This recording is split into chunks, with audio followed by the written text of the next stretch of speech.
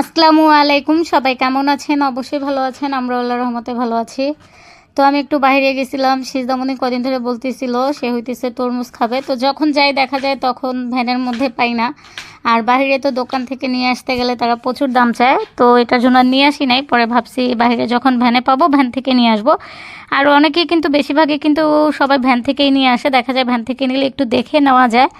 আর মার্শাল্লাহ তরমুজটা ভালো হয়েছে। কিছুদিন আগে আমি একটা তরমুজ কিনছিলাম। তরমুজটা হইতেছে আমার বেস্ট ফ্রেন্ডের বাসার জন্য কিনছিলাম। তরমুজটা অনেক ভালো হয়েছিল। তো ওইটা খাওয়ার পর সিজদামণি বারবার বলতেছিল ওইরকমই যেন একটা তরমুজ সিজদামণিকে কিনে দেই। কিন্তু দুঃখের বিষয় এরপরে মনে হয় আমি আরও 2বার বা 3বার বাসায় মনে হয় এটা নিয়ে মানে আজকেরটা নিয়ে তরমুজ নিয়ে আসছি। কিন্তু ওইরকম আর হয় নাই। ওইটা অনেক লাল হয়েছিল এবং মিষ্টিও হয়েছিল। এটাও মাশাল্লাহ ভালো মিষ্টি। আর লালও ছিল কিন্তু একদম ওইটার মতো না। আর আম্মু বলে দিছিল আসার টাইমে আম্মুর জন্য একটু লতি নিয়ে আসতে। পরে আম্মুর জন্য লতি নিয়ে আসলাম। লতি আম্মু বলছিল দেশি লতি নিয়ে আসতে। আমি তো তত ভালো লতি চিনি না, এটা নাকি দেশি না, মানে এখানকারই লতি, মানে কী লতি জানি বললো আম্মু। আম্মু চাইছিল একদম চিকন দেশি লতি আনার জন্য। তো আসলে আমি ভালো চিনি না দেখে আনতে পারি নাই। আর এখানে হইতেছে এখন কিন্তু আমি যখন ভিডিওটা করি রাত্র হয়ে গেছে। তারপরে হইতেছে আমি বেশিরভাগ রাত্রেই জামা কাপড় ধুয়ে দিই। আমার হইতেছে কারো ধোয়া পছন্দ হয় না। দেখা যায় যে বাসায় যদি আমরা কাপড় ধোয়ার জন্য লোক রাখি তারা কিন্তু কাপড় চোপড় ধুলে অত ভালোভাবে ধোয় না, নিজের মনের করে কোনো রকম একটু ধোয়। তো দেখা যায় সিজদামণির ড্রেস দিলে ড্রেস ভালোভাবে ধুই না, কলার ধুই না। তার জন্য আমি নিজের কাপড় চোপড় নিজেই ধুই এবং সবসময় হইতেছে রাত্রে জামা কাপড় ধুই। যেমন এই যে এখন হইতেছে আমি এগুলো ভিজাবো, ভিজিয়ে হইতেছে ঘুমানোর একটু আগে ধুয়ে দিব। ধুয়ে দিয়ে আমি নিজে গোসল করে আবার জামা কাপড়গুলো দেখা যাবে মানে চাদর, আজকে চাদর ভিজাবো। তো চাদরটা রেখে দিব, যখন হইতেছে পানি ঝরে থাকবে আমি আবার, আমার তো বারান্দা ছোট, একদমই ছোট, এটার মধ্যে ওরকম জামা কাপড় রৌদ্র দেওয়া যায় না বললে চলে। হয়তো বা সিজদামণির ছোট দুই একটা গেঞ্জি এতটুকুই দেওয়া যায়, কিন্তু জামা কাপড় শুকানোর মতো আমার বারান্দা না। তো বড় বারান্দা আছে যেটা ছোট ভাইয়ের রুমে বারান্দা, ওইটা অনেক বড়, ওইটাতে জামা কাপড় শুকাইতে দেওয়া হয়। কিন্তু আমি আমারগুলো আমার রুমেই দেই। আমি আমার রুমে হইতেছে রশি টানাই নিছি। দেখা যায় যখন আমি জামা কাপড় ধুয়ে দিই তখন হইতেছে রশিটা আমি একটু টানাই নেই একটা জালনা থেকে আরেকটা জালনা পর্যন্ত। তো আবার যখন শুকায়া যায় তখন হইতেছে আমি রশিটা খুলে ফেলি। এই যে এখানে হইতেছে আমি অত বেশি গরম পানি দিব না, হালকা একটু গরম পানি দিব চাদরে, কারণ চাদর তো ময়লা হয়, সবাই জানেন একটু বেশি। তারপরও আমার আম্মু চাদরে একদমই গরম পানি দেওয়া পছন্দ করে না। তো আমি একদম কুসুম কুসুম গরম পানি দিব যেন বেশি গরম না থাকে।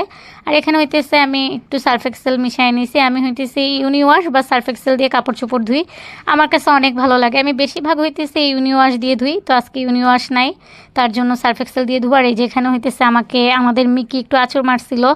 মিকি কিন্তু দেখা যায় কি আজকে মানে 2-1 দিন পরপরই বের হয়ে যায়। তো চলে গেছিলো, ওকে আবার ধরে নিয়ে আসছে আম্মুকে। ও চলে যায় একমাত্র হইতেছে ছোটো ভাইয়ের জন্য। আমার ওদেরকে মিকিকে আর পুচিকে হইতেছে সবসময় আমি কিন্তু রশি দিয়ে গলায় বেঁধে রাখি। আমার অনেক ভিডিওতে আসলে রশি দিয়ে বাঁধাটা ঠিক না, এটার জন্য আমি ওরকমভাবে দেখাই না, যদি আবার ফেসবুক থেকে কোনো সমস্যা হয়। কিন্তু হচ্ছে আমাদের বাসার বাইরে অনেক কুকুর খেয়ে ফেলবে, বাধ্যতামূলক আমার বেঁধে রাখতে হয়। আর আমার ছোট ভাই একদমই পছন্দ করে না বেঁধে রাখা, বলে না ওদের তো স্বাধীনতা আছে এটা সেটা বলে খুলে দেয়। তো এটা বুঝে না বাইরে গেলে কুকুর খেয়ে ফেলবে। তো আজকেও চলে গেছিলো, পরে হইতেছে আবার আম্মু ধরে নিয়ে আসছে। আম্মুর এমনিতেই শরীর ভালো না, তারপর আম্মু ধরে আনছে আর আমার কাছে দিছিল, তখনই হইতেছে আমাকে ওই খিমচিটুকু দিছিল। আর এই তো এখানে কিন্তু এখন আমি চাদরগুলো একটু ভিজাই দিতেছি। কিছুক্ষণ পরে, ঘন্টাখানেক পরে আবার এগুলো ধুয়ে ফেলবো। ধুয়ে তারপর হইতেছে পানি শুকিয়ে গেলে আবার আমি যে রুমেই রৌদ্র দিব, বললামই তো বারান্দায় দেওয়া যায় না। তো সারাদিন ভিডিও করি নাই, পরে আজকেও সেম অবস্থা সন্ধ্যার পরে। আর আমি এখন থেকে ভাবছি আমি প্রতিদিন সকাল দিক দিয়ে ভিডিও করে ফেলবো, যেটা পারি। যেরকম এই যে এখন প্রতিদিন রাত্রে ভিডিও করি, যেটা পারি সেটাই শেয়ার করি। তো দেখা যায় আমি দিনের বেলা ভিডিওটা করে রাখবো, যেটা দিনের বেলা করবো ওইটা আর ওই দিন শেয়ার করবো না, এর পরের দিন হইতেছে শেয়ার করব।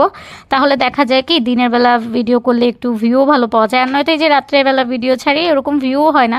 অবশ্য আগের মতো এখন আর ভিউ হয় না। চ্যানেল আমার পেজের অবস্থা একদমই 12টা বেজে গেছে, ড্যাশবোর্ড পুরো লাল হয়ে গেছে। জানি না কবে কখন আবার সবুজ হবে। সবাই দোয়া করবেন যেন আগের মতো সবুজ হয়ে যায়। তো আমার আজকের ভিডিওটা এতটুকুই ছিল। সেই পর্যন্ত সবাই ভালো থাকুন, সুস্থ থাকুন, আল্লাহ হাফেজ।